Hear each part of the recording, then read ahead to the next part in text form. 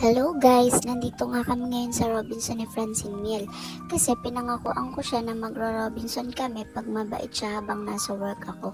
So ito na yung reward niya. Sa sobrang tuwa niya nga, nagtatakbo na siya kasi gusto niya daw agad makarating sa loob. Tapos ayan, naka-order na kami. Gusto niya nga daw Jollibee. Favorite talaga ni Miel ang Jollibee kahit simula pa nun. Tapos ayun nga, nagkukwentuhan nga lang kami dyan. Sabi ko nga sa kanya, wag siyang makulit kasi hindi ko siya paglalaruin pag makulit siya. So ayan, inaagaw niya nga, hinihingi niya sa akin yung hawak ko. Sabi ko, wag na. Tapos ayan, nagaganyan-ganyan na lang siya.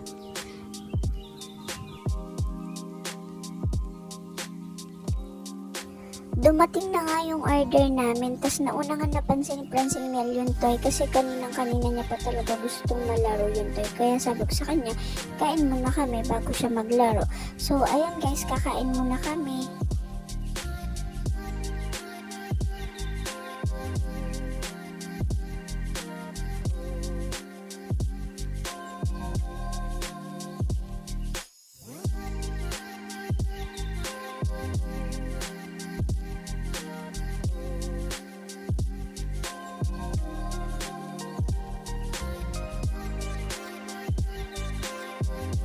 Habang nakain nga kami, dumating nga si ate. Sabi niya hindi daw masaserve yung order ko na ice cream. Kaya sabi ko, sige, cancel na lang.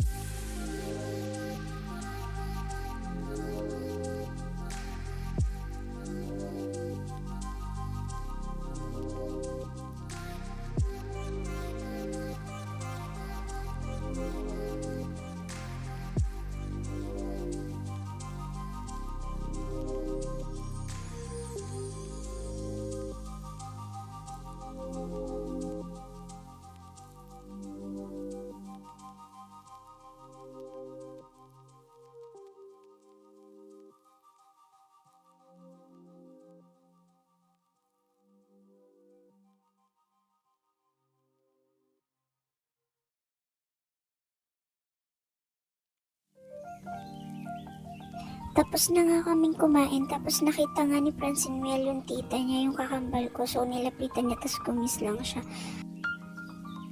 Papunta na kami ngayon sa carousel. Tuwan-tuwa nga siya kasi every time talaga pupunta kami dito, yun talaga yung gusto niya. Yung sumakay kami sa carousel, nagtatatalon pa nga siya sa sobrang saya niya eh. Tapos na nga siyang sumakay sa carousel, tapos tumakbo nga siya dito sa action station kung saan pwede mag-explore yung mga bata. Like, pwede silang maglaro, tapos makikita niyo mamaya. Pumasok na nga kami sa loob at sobrang na-amaze si Francine Miel sa sobrang ganda at sobrang lawak ng laruan. 1 hour nga pala yung binayaran ko para naman sulit na sulit yung paglalaro ni Francine Miel.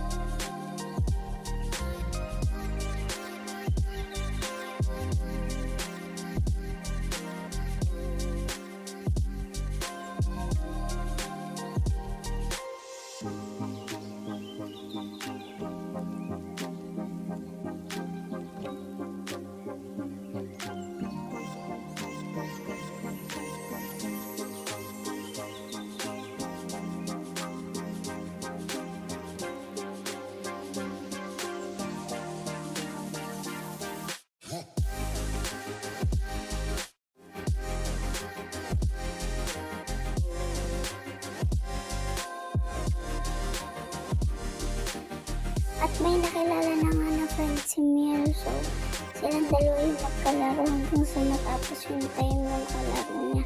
Ate nga yung tawag niya. Tapos ayan, umakyat siya sa taas kasi napansin niya wala na yung si ate niya. So yan, umikot-ikot siya, hinahanap niya. Sabi niya nga sa akin, "Mama, asan si ate?" So sabi ko nga sa kanya, nakaalis na, iiyak pa nga siya dyan. Kaya sabi ko, huwag na siya umiyak kasi may bagong dating, pwede siya makipag-play sa iba. So, yan.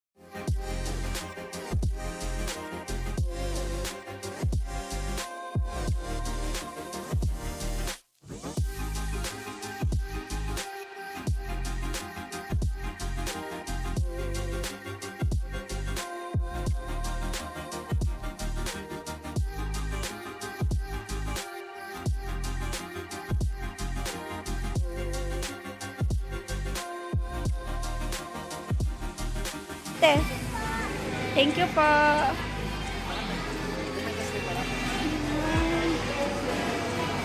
Wait lang. Thank you.